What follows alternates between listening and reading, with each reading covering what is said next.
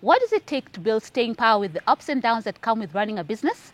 This week, we're speaking to Infotrack CEO Angela Ambitho on the ups and downs of running a sustainable business. This is She Means Business. I am your host, Claire Munde.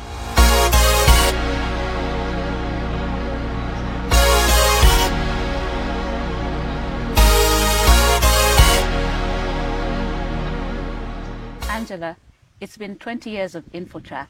Maybe you could give us a little background about what inspired you to get into the world of market research and opinion polling.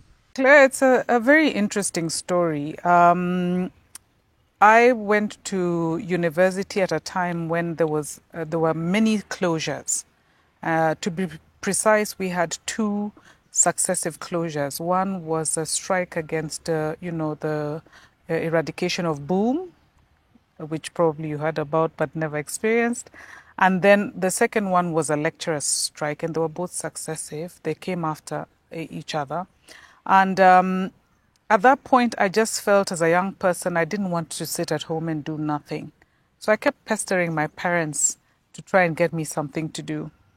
Luckily enough, my mom knew someone who had a company, whose friend had a company, and that company, interestingly, was doing media monitoring and a little bit of research. So I was at that point a student at the university studying history and sociology, so in the Faculty of Arts, and I thought I'm trying to understand people in their past and what happened in the past, but also from sociology just how people behave. And so this would be a good thing for me to actually just delve into. And that is how I got my hands dirty and went to work as an intern. I think I must have been, 18, 19?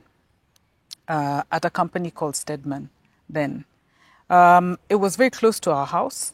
So for me, it was walking distance. They were in Kileleshwa on Laikipia Road. So I didn't have to spend any money as a young person. I would wake up in the morning, go to work, and just ensure that I was getting, to make myself useful. And truly useful meant make phone calls, make tea, learn how to staple papers well. It was very, basic stuff that I was required to do, but I think doing them with joy was really one of those things that helped me just continue going back as an intern until I then was, integrated into the company when I finished university. And at that point, I started off now not as an intern, but as a junior client service executive. And then realized I kind of liked the marketing space, but had only insofar as understood marketing because when I was doing the course, the BA course, I registered for a diploma in Business of Administration. At that point, there was no parallel degree program. Indeed, when the parallel degree program came to fore in the country, I believe maybe I was one of the first cohorts that joined the Masters in Business Administration. And it's from there that my passion for entrepreneurship came about, because I then focused on entrepreneurship. And I realized that as I was working and growing in my career, because from that time I started off as client service executive to client service manager and then general manager, and finally I was made a managing director. I think by that time I was maybe 26 or 27. So managing a group of people, you're young, being thrown into the deep end. But I believe the best thing that ever happened, because for somebody to see promise in a very young person and say, I want you to do this, I am entrusting you with this large role, then means that you have to look at the tools that will help you become the best manager you can be. And so to learn management, I then, enrolled for the master's program. And entrepreneurship was an area that I was interested in because I was already an intrapreneur for this organization, because you're running someone's organization for them, which makes you intrapreneurial. but you learn about that as in the course of entrepreneurship. And then I realized that I liked being what we now call a hustler, because I was already doing it and felt that there were things I wanted to tweak and get the freedom to do things as I wish or want. And that is why I then, decided to start InfoTrack 20 years ago. So by the time I left employment, I had worked for 9 years. So it's not just waking up one day. And during that 9-year period, of course, you have learned the strengths and the ropes of running various facets of business, from marketing and sales to product development to service delivery and dealing with clients. You've also learned the skill of financial management. And so then it makes you an all-rounded person or an all-rounded business manager, which is very useful when you're going into entrepreneurship. I think one of the pitfalls is trying to get into entrepreneurship without having all these tools around you and skill sets around you, because then you may start, but you don't know how to manage money. So your first big check, you go and buy the biggest car, right? And you're spending on luxuries. And what happens is that you cannot pay your people. And I was very clear that we needed to be frugal, because that is how I had been ingrained over the period. Keep your costs low so that you have enough for the rainy day, but you can ensure that you meet all your overheads. And that is when I started InfoTrack. I felt I had the educational competence, and I'd gotten the experience. But also, I think it is important to mention that as you grow in a corporate setting, you can't be made to feel as particularly as women, that there is a glass ceiling, that there is a place that perhaps you cannot go beyond. And I didn't want to get to that. I didn't want to get to the point where I would see other people coming in, either from outside or within, having expended so much energy to grow this organization, which I had, and then just, start getting frustrated. Because now, there's nowhere else you can actually expand to. You can't break that ceiling. And the reason why I then feel that there is no glass ceiling is because you have the opportunity and you have the freedom to venture. So if going up is becoming difficult, venture out and find how you can still go up, right? And that is exactly what I did. So 1995, I finished university, started working. I worked until 2004. And 2004, April, I actually left employment. I was 9 months pregnant. So a lot of people thought, she's resigning, but she's probably resigning because of her hormonal imbalances and whatnot. She has been working almost non-stop for 9 years, taking very few breaks. She's a workaholic. So let's give her time. She's probably going to come back. Indeed, my boss then, I think talked to my husband and said, that we just need to give Angela time. I think this is just a phase. Because for both of them, I was very convicted and I was very clear that it's time to move out and up. Because this ceiling is not going to exist for me.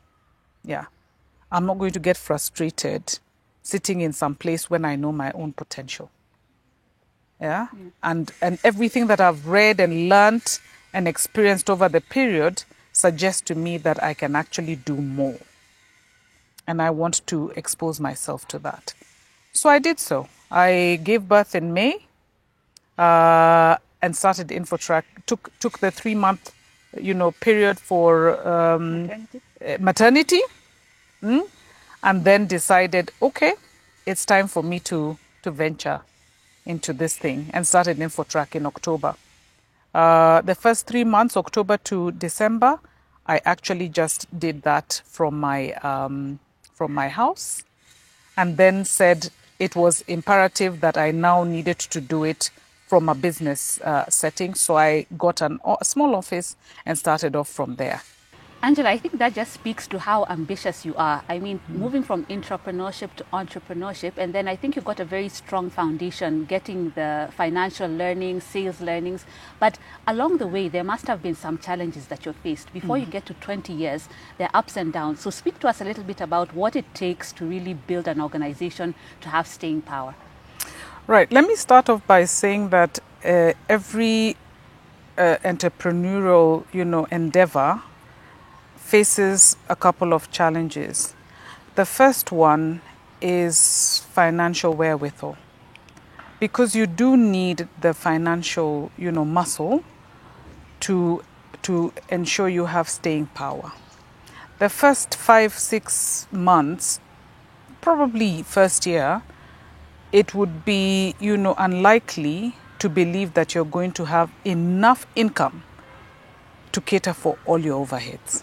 So you need the buffer to keep you going. I think that's one of the mistakes that many entrepreneurs make, that you think you'll start today and the money will come in and be able to cater for all your overheads. So that was the first challenge, just ensuring that I had enough finances in place to get me to play in the big league that I had been in. But I knew already what I needed to have and how to play smart and look big without spending as much as the bigger players would be spending, because they of course have a much bigger outlay than I had. But I had the experience, I had the innovative mind, and so I knew exactly what I needed to do to get into the same pitches as those same players. And I think then that leads to the second challenge. The second challenge typically, and particularly in this environment, is, but you're too small. We need to have the big names. And that's a challenge many entrepreneurial enterprises will have, because if you even look at even government contracts today, they will ask that you have at least 3 years, minimum 3 years, having been in business. When then are you, if you can't get it from your own government, where are you going to get it from? For instance, if you can't get it from your local big enterprises, where are you going to get it from? This is why countries like South Africa and many actually, developed and developing countries ensure that there is a percentage of whatever business you give that you must give local enterprises, which have majority shareholding, therefore, as locals. That is to spur that growth and give that opportunity. And that is a challenge that many entrepreneurs face. And we faced it as well. So that even if you had been running you had grown from that small entity that you are now to a bigger name, household name, the fact of the matter is people will always think, but will you be there next month? Do you have that staying power and resilience? Can we trust you with our money? And with our business, because many entrepreneurial enterprises fail. So that is another thing. I think the other thing that is a challenge, particularly in our own setting, is I don't know how to coin it without sounding too, judgmental, but we do have this bias as maybe just Kenyans, and it could be Africans as a whole, where we have been, conditioned to be Eurocentric. Now, what does that mean? It generally means that we trust more that which comes from outside, right? So if it is, clothing that comes from outside, you say it's imported. I'm wearing something imported. It is the very same thing with entrepreneurial endeavors and products and services that are provided. So one of the saddest things even today is that the biggest local companies that we have, when you go for those pitches with those organizations, and I find it laughable in many cases, that those organizations would rather give business to foreign agencies than their locals, which would not happen if the case was reversed. So that you'd not find that if you go to the US. You will not find that if you go to the UK.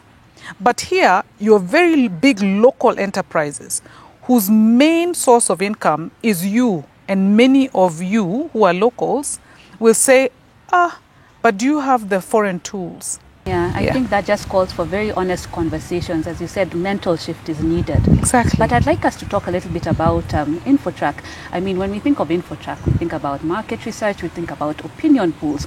But you know, we are living in a time when we need to diversify. So maybe you can tell us, is there more to it, InfoTrack, than the polls that we know and the market research? And how do you make sure that you stay relevant in a time that needs diversification? Right. That's a good question.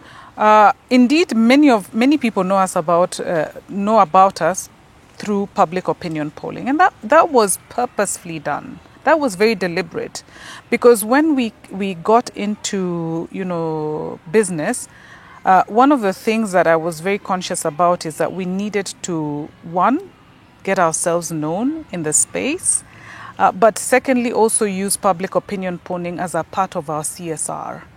Because there were very few people doing public opinion polling. It was something that we had discussed where I was previously employed. And the reason why many people shied away at that point is that we were in a dispensation that was stifling in terms of freedoms. But after the 2002 election and, the Rainbow Coalition and that Kibaki government, there was the opening and liberalization of the airwaves and the freedoms were just enhanced. That meant that things like public opinion polling could be done. So that is why we went into it. But we were very clear that it is not our core.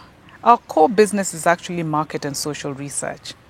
And indeed, public opinion polling, whilst it has now become that which we give back through, it also gives us about 2 to 3% of our revenue. 95 to 98% of our revenue comes from market and social research. Market research generally, would be evolving around, product development. So we're working with manufacturers to help them develop their products. I'd like us to switch gears a little bit to deal with two things. Yes. Now, there's the market research side, and then there's the opinion polls. I want you to talk about two things. One, with opinion polls, they're very emotive. And with that can come criticism. So I want you to tell us how you deal with criticism in your line of work. And then we'll switch gears to work-life balance and how you deal with all the elements of your life. Right. When it comes to politics, the subject matter is a human being. Okay? So it is a politician. The second thing is the subject matter's appraisal is done publicly because they are public servants. We elect them, right? It's a little different from that perspective as using Claire's show. That's a choice, right? And so when we actually release this information, we do it for the simple reason that as elected leaders who embrace the tenets, we hope, of servitude, you're a servant of the people. If you're a servant of the people and the people are indeed your employer, you want to understand what this employer thinks of you. You want to get that appraisal from them. You get a performance appraisal every quarter from your employer. You sit with them and they say, this is what you think. You need to be more timely in your timeliness. We think you need to improve in this and this area. It should not be any different for our political class. And that is, I think, the mistake in many cases, that we, particularly in this part of the world, we have held our political class at a different standard, that once they get elected, they are not to be questioned. They are not to be appraised. And because they have been spoiled for so long, when an appraisal tool comes up which says, hey, remember, you're a servant leader, or at least you're meant to be, and this is what I'm talking about me as the electorate, is saying about your performance in the first year. I'm not happy about this, and overall I think your performance is at 30%, whilst I expect it to obviously be, the maximum is 100. you find that it becomes very difficult for the recipient of the information to take it. And therefore they, get to the point of becoming very emotive, some of them in the most despicable manner. But what I have trained my team to understand, and I have a really good team because it bothers them but only very little, is that ours is one mandate. It is to stick to the tenets of the research problem. The research problem, whatever it is, dictates our objectives, and then we get our findings. We will never embellish those findings to please Claire, who has paid for research. If that research tells us that She Means Business is not popular, that's what we'll tell you. If it tells us it's popular, that's what we'll tell you, Claire, because that is what our mandate is. In the same breath, we cannot embellish to please the political class. But we have spoilt our political class, I think, to the point that they feel untouchable when it comes to that. Once you voted for me, tungoje until the 5-year mark. But then in between this, my mantra is very simple. Life must continue. I'm paying you through my tax. It's my blood, sweat and tears that ensures you are there. And because of that, as the electorate, we therefore have every right to appraise our leaders. What better tool to use than polling? It is the only way that the public can give feedback as a collective people in a scientific manner on what it is that we think and feel about, one, their performance, and secondly, about the policies that they're giving us. Let's talk a little bit about work-life balance or work-life integration. You talked about, starting InfoTrack after your maternity leave. What has that been like for you, and how do you ensure that you're getting the best out of your entrepreneurship journey and your personal life? Work-life balance has always been very important for me. I've been very clear in my life that a healthy mind and a healthy body are absolutely critical for success. So you must work on both. And how do you work on a healthy mind and body? Is ensuring that you eat well, but you also keep fit. So I'm a fitness fanatic, and I told you before. Right now, my new interest is boxing, which I've been doing for 3 years, and it's absolutely good because then you're getting all these instructions. You're really working on your core, and you're getting perhaps one of the most exciting cardio rushes that you can ever get. But even before that, there were other things I did. I like dancing, so I go for Zumba every opportunity I can get on a Saturday, just to be happy, because those happy or fair norms are very critical for life. But a healthy mind is also very, reliant upon your spirituality. So I don't shy away from it. I'm an active Catholic. I recite my rosary. I go for adoration. I go for mass each morning to ensure that I start my day on the right track. Very clear that I am not in this universe and spectrum on my own. There is that being which is above me that ensures that I am. And I have to then, first of all, be cognizant of it, and then actively invoke that God plays an active, part in my life to guide me, etc. And then, of course, there is we are social beings. So we can't ignore that. Before I told you that, when I was now quitting or resigning, everyone said, but she was working all the time. I mean, it's almost like people just knew 24/7, you were there. Yeah. But the fact of the matter is we're social beings, and we have to have that social side. So time with family is very critical for me. It's non-negotiable. I will spend time with family. I also spend time with friends, just to ensure I nourish that other side of my life. Because that bit of the social side of your life is what stays on with you even when the other things go. You will always need to walk around with friends even when you're 90. You need to, and perhaps it's not that which we need to do, you need to gossip with your girlfriends. They say we shouldn't, but hey, women must. A friend of mine used to call it the G line. So you have to have your G line time to just be girls.